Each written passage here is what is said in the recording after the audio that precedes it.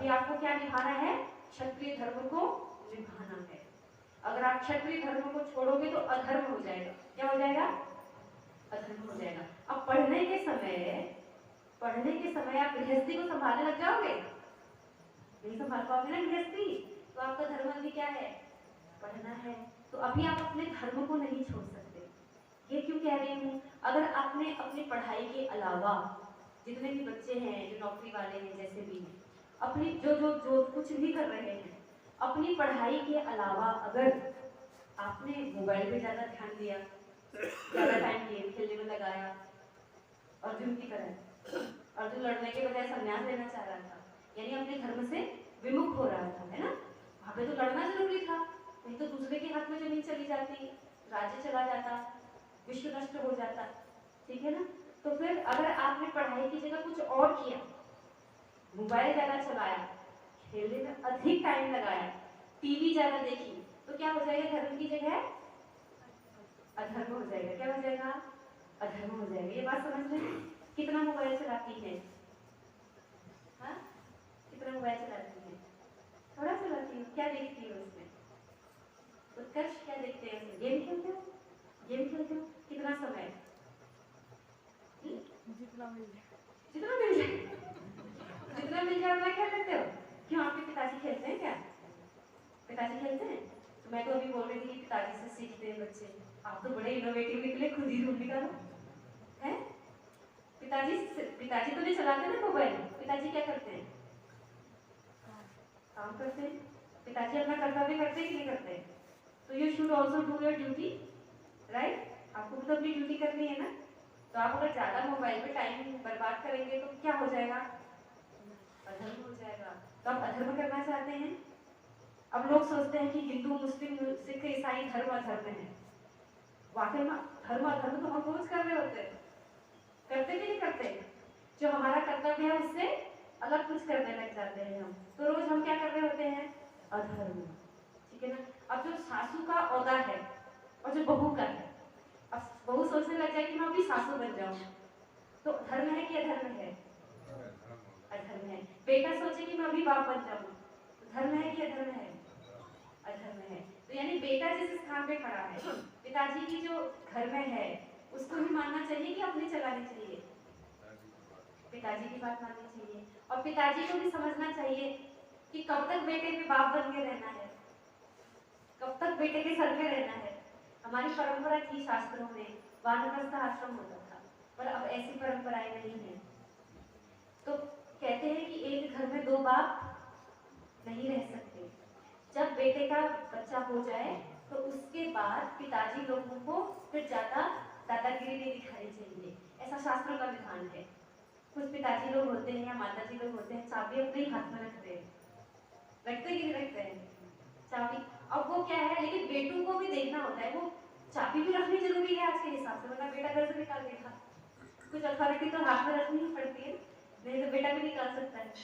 लेकिन वैदिक जो शुद्ध परंपरा थी वो यही थी कि पिताजी लोगों को जब उसका पोता हो जाए, जब बुजुर्गों का घर में पोता हो जाए, तो उसके बाद वो वानप्रस्थ की ओर चले जाते थे। लेकिन आज वानप्रस्थ आश्रम तो है नहीं, तो क्या करना चाहिए? अब वो बेटा अपना दिमाग लगाता है घर में, तो बेटे को थोड़ी लगाने देना चाहिए कि अब बेटा जिस हिसाब से करना चाहता है उसको करने दिया जाए। तो ये पिताजी का क्या हो गया?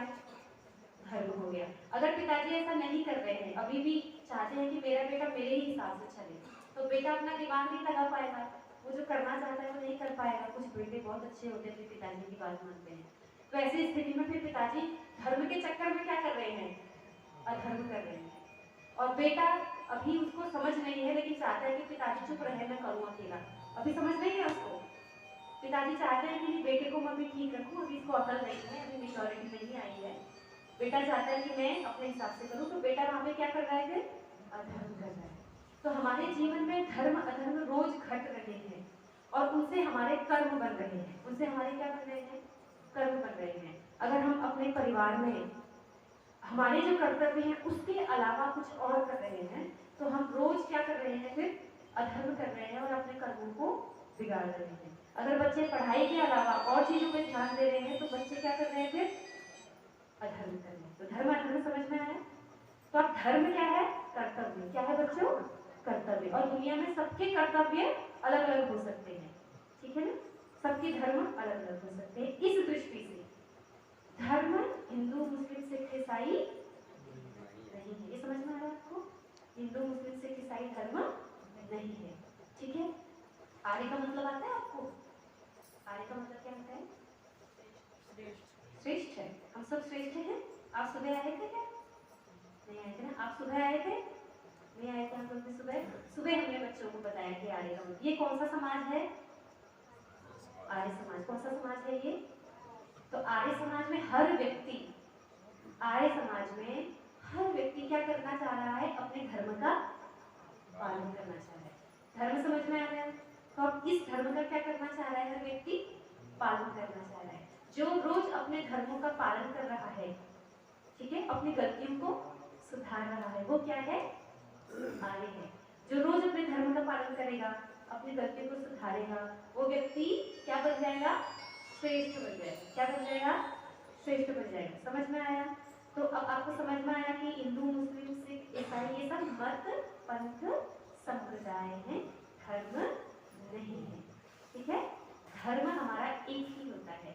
जहाँ पर हम खड़े होते हैं वहां पर हमारे जो कर्तव्य है वो क्या है? हमारा धर्म है, ठीक है। सुबह उठ करके बिस्तर को ठीक करते हो कि नहीं करते हो? कि कंबल को छोड़ के भाग जाते हो? सुबह उठ करके अगर कोई बच्चा अपने बिस्तर को ठीक कर रहा है, कंबल को ठीक से रख रहा है, तो वो क्या बनने की ओर है? आर्य बनने की ओर। क्या है वो? आर्य बनने की ओर। जो बच्चा सुबह उठ करके अपने बिस्तर को ठीक करता है, कंबल तह करके रख देता है, उसका मतलब वो बच्चा आगे देश को भी संभाल सकता है, क्योंकि उसने अपने अंदर क्या आदतें डेवलप की हैं? व्यवस्थित करने की। क्या आदतें बनाई हैं?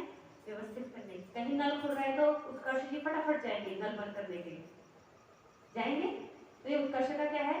धर्म है। उत्कर्ष क्या कर रहे हैं? पानी बर्बाद नहीं होने देना चाह रहे हैं। तो ये उत्कर्ष क्या कर रहे हैं? देश को संभालने वाले बन रहे हैं। ये समझ में आया? देश को संभालने वाले बन रहे हैं। और क्या नाम बताया? आपका नाम क्या है? आस्था जी। आस्था जी का मम्मी बहुत काम कर रही है, फटाफट ही अपनी माँ से बोला माँ मैं कर दूं, मदद कर दूं, तो आस्था देश को संभालने वाली बन सकती है। ये समझ में आ रहा है? आस्था क्या कर सकती है? देश को संभालने वाली बन सकती है। क्यों? क्योंकि आस्था को पता है कि मुझे दूसरों की क्या करनी चाहिए? मदद करनी चाहिए। तो यहाँ पे आस्था अपने धर्म का पालन कर रही है, ठीक है उत्कर्ष जी? ये समझ में आ रही है बात? तो इसका मतलब है कि हम आर्य बनने की ओर अग्रसर हैं। किसकी ओर हैं? आर्य बनना चाह रहे हैं हम, आर्य हैं हम, ठीक है। तो श्रेष्ठ हम कैसे बनेंगे? जब हम अपने कर्तव्यों का पालन करेंगे। तो आज से जिसके जो कर्तव्य है वही करने हैं, ठीक है। ज्यादा मोबाइल पर नहीं चला देना, ज्यादा टीवी नहीं देखनी है, आंखें खराब हो जाएंगी, ठीक है। लिमिट से चलाना है उत्कर्ष जी। कितना चलाना है? लिमिट से। माता पिताजी को अगर परेशान करोगे तो अधर्म हो जाएगा। क्या हो जाएगा? आप अधर्म करना चाहते हो? नहीं, हम लोगों को क्या करना है? रोज धर्म करना है। ये बात समझ में आएगी, ठीक है। अब आप लोग कल आएंगे ना सुबह, अगर तो आपको यज्ञ का मतलब बताऊंगी, ठीक है। क्या बताऊंगी? यज्ञ का मतलब। अब मैंने अभी क्या क्या चीजें बताई आपको याद है? पहले से लेके अब तक याद है? आ जाएगा शाबाश। उत्कर्ष भी आ गया। बताओ क्या क्या बताया? ये तो माइक पे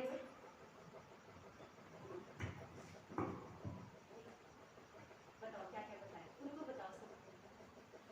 धर्म, कर्तव्य, अधर्म, मत पंथ संप्रदाय। और धर्म क्या है? कर्तव्य, कर्तव्य। आपका धर्म क्या है?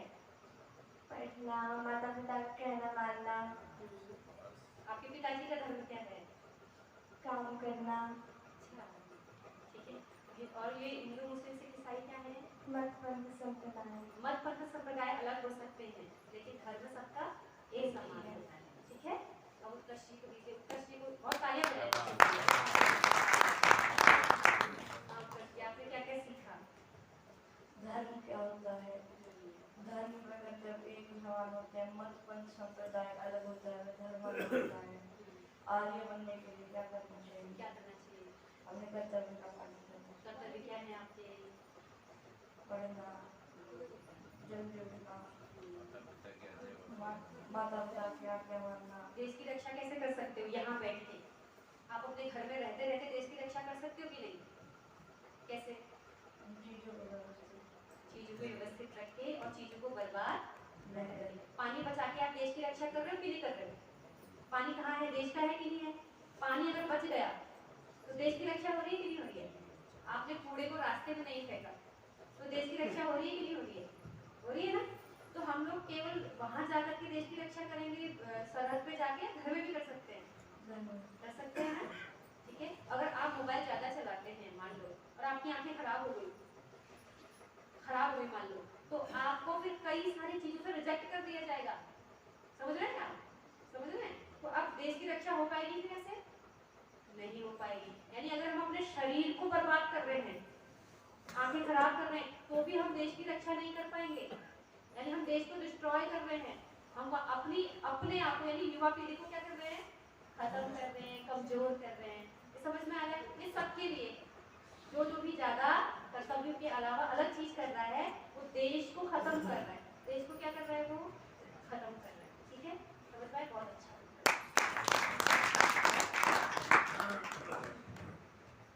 तो ऐसे छोटे छोटे बच्चों को ऐसे अवसर दे करके ये बच्चों को थोड़ी समझ में आएगा कि आर्य समाज में कुछ चीजें सिखाई जाती हैं, आर्य समाज में कुछ ऐसी चीजें हैं जो हमारे लिए उपयोगी है। आपको आज तक धर्म का मतलब पता था? आपको पता था? धर्म का मतलब पता था? ठीक है। आप आर्य समाजी परिवार से हैं? आर्य समाजी परिवार से हैं, ठीक है। आज जाके अपनी माँ को बताना। आपकी माँ आई हुई है यहाँ? पिताजी भी आए हैं? ठीक है। अगर माँ पिताजी घर में लड़ाई करें, पता है उनको क्या बोलना है?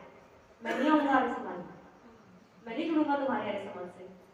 ठीक है, तुम्हारा बोल देना फिर। अगर तुम लड़ाई करोगे मेरे सामने तो मैं तुम्हारे आर्य समाज से नहीं जुड़ूंगा। लड़ाई क्यों करते हो? ठीक है ना?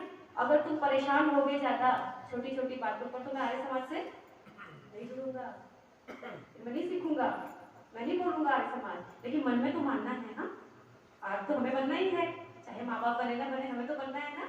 ये तो बात समझ में आ गई। लेकिन माँ बाप को भी बच्चों को सुधारना पड़ता है, कभी कभी सुधारना पड़ता है कि नहीं सुधारना पड़ता है ना? ठीक है। तो आपके माँ बाप ऐसा नहीं करते होंगे, मान लीजिए ऐसा कभी करते भी हैं, तो हमें ही अपने माँ बाप को क्या करना होता है बच्चों? सुधारना होता है।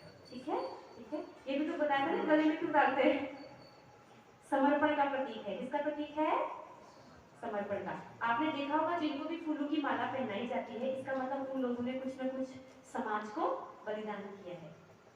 वास्तव में इसका यही मतलब है। अब जो लोग खाली माला डलवाते हैं वो अलग बात है ना? ऐसे भी तो माला डलते हैं ना आजकल, शौक के लिए डाल देते किसी को भी। तो सच में समाज की सेवा कर रहा है, जो सच में संस्कृति की सेवा कर रहा है, जो सच में देश की सेवा कर रहा है, उसके गले में फूलों की माला इसलिए डाली जाती है कि उस बेचारे ने क्या दे दिया? बलिदान दे दिया। क्या दे दिया? सब उसको बलि का बकरा बना रहे होते हैं ताकि उसको बुरा न लगे और वो उत्साह से करते रहे काम। ठीक है। तो बलिदान तो सबको करना पड़ता है। भगत सिंह ने ये सब लगे को तो इन्होंने किया कि नहीं किया बलिदान? तो हम लोगों को भी बलिदान करना पड़े तो करना चाहिए। ठीक है। तो आप लोगों ने बड़े प्रेम से सुना। और जब बच्चे और बड़े दोनों एक साथ होते हैं तो हमें मैनेज करना पड़ता है कि बच्चे भी समझ में आए और बड़ों को भी समझ में आए। और हम लोगों के जीवन में इस सभा में जो हम लोग आए हैं, एक भी गुणात्मक परिवर्तन यदि आ जाए तो सभा सफल है। अगर गुणात्मक परिवर्तन नहीं आया हमारे जीवन में, क्वालिटेटिव चेंज नहीं आया अगर हमारे जीवन में, तो फिर सभा में बैठने का कोई फायदा नहीं है। अब हमें देखना है कि हमें जो पसंद नहीं है वो हम दूसरे के साथ नहीं करेंगे। हमें जो पसंद नहीं है हम वो दूसरे के साथ नहीं करेंगे। यही मेरा क्या है?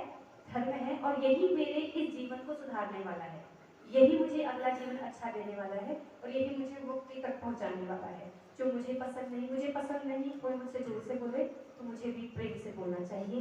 यही धर्म का गुण है, रहस्य है। जब हम ये समझ जाएंगे तो हमारे जीवन में गुणात्मक परिवर्तन आएगा और हमारा मन शांत होगा। इन्हीं शब्दों के साथ आप लोगों का धन्यवाद करते हुए मैं अपनी वाणी को यहीं पर विराम देती हूँ। ओम शांति।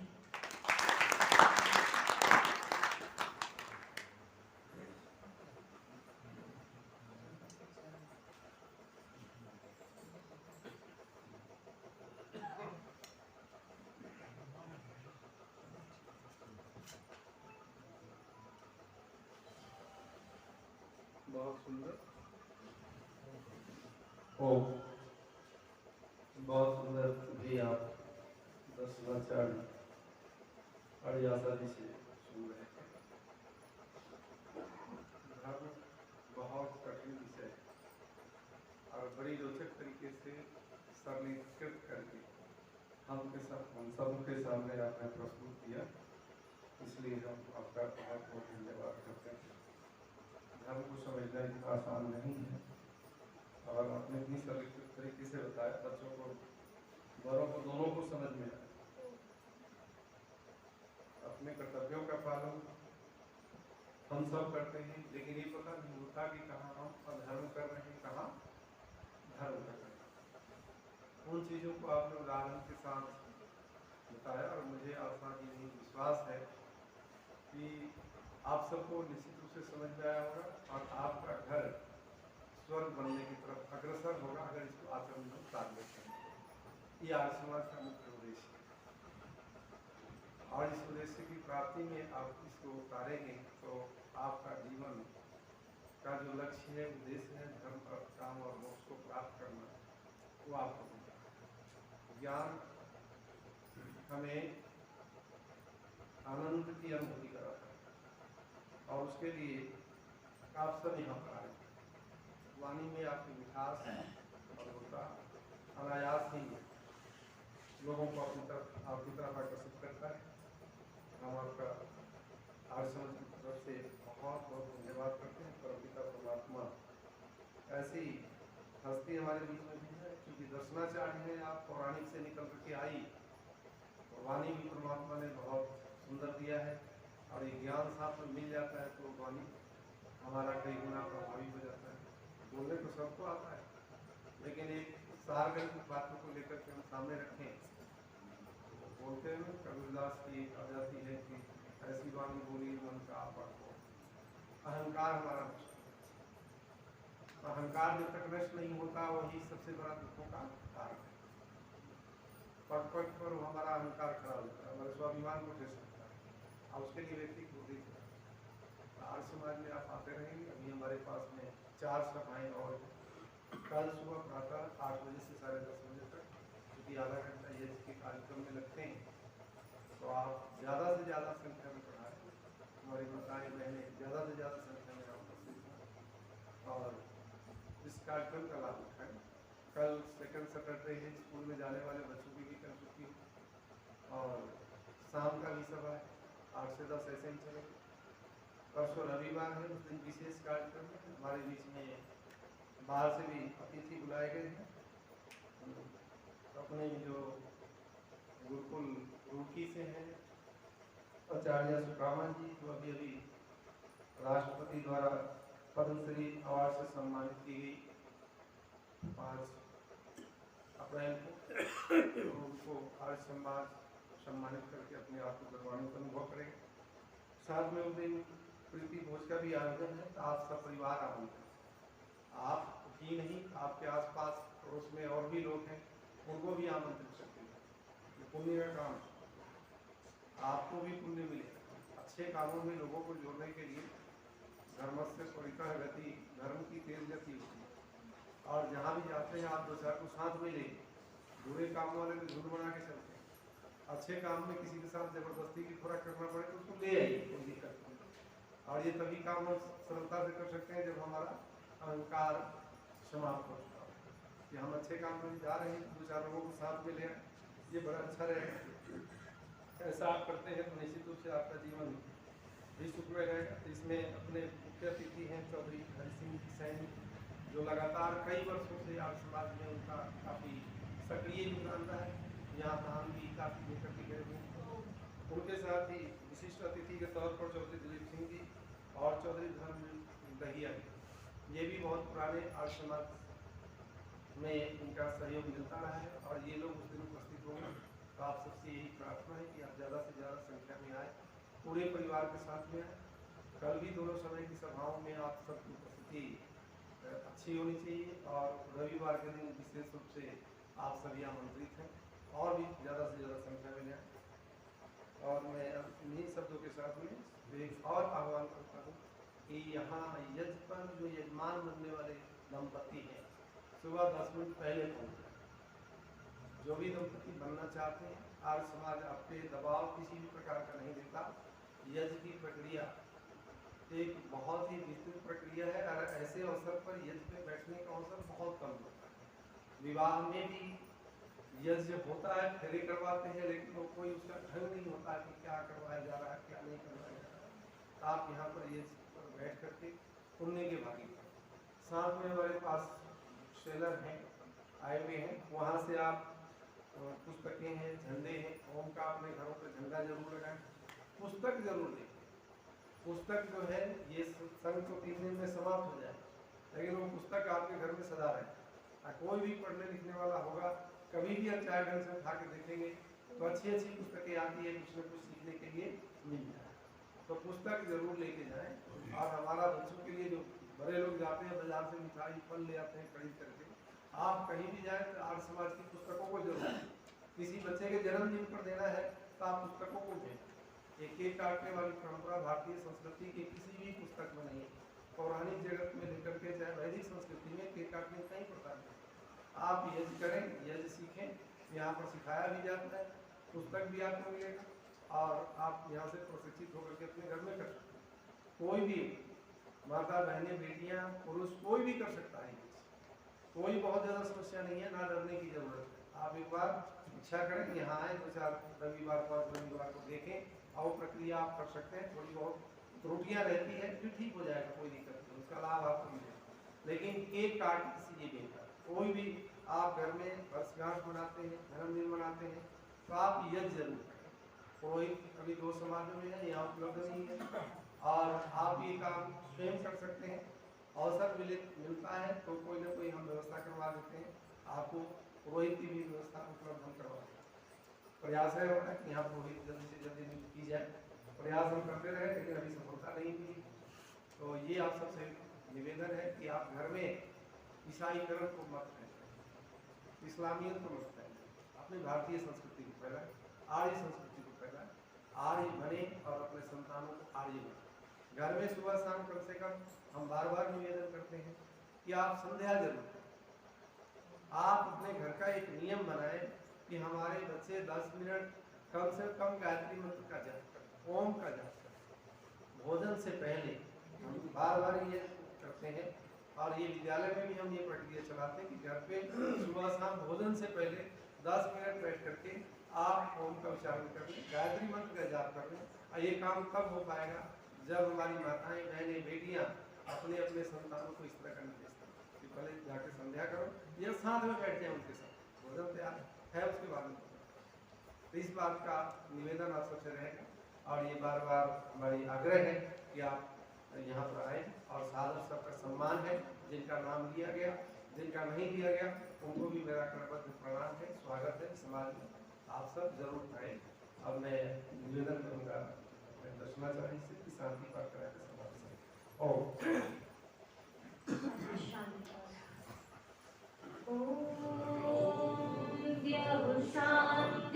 शांतिरन्तरिक्षं शान्तिः पृथिवी शान्तिरापः शान्तिरोषधयः शान्तिः वनस्पतयः शान्तिर्विश्वे देवाः शान्तिर्ब्रह्म शान्तिः सर्वं शान्तिः शान्तिरेव शान्तिः सामा शान्तिरेधि। ॐ शान्तिः शान्तिः शान्तिः। जो बोले स्व है वो वैदिक धर्म की जय हो, महर्षि दयानंद की जय हो, ब्रजानंद की जय हो, मर्यादा पुरुषोत्तम श्री रामचंद्र की जय हो, योगीराज भगवान श्री कृष्ण की जय हो, भारत माता की जय हो, वेद की ज्योति जलती रहे, ओम का झंडा ऊंचा रहे, वैदिक ध्वनि।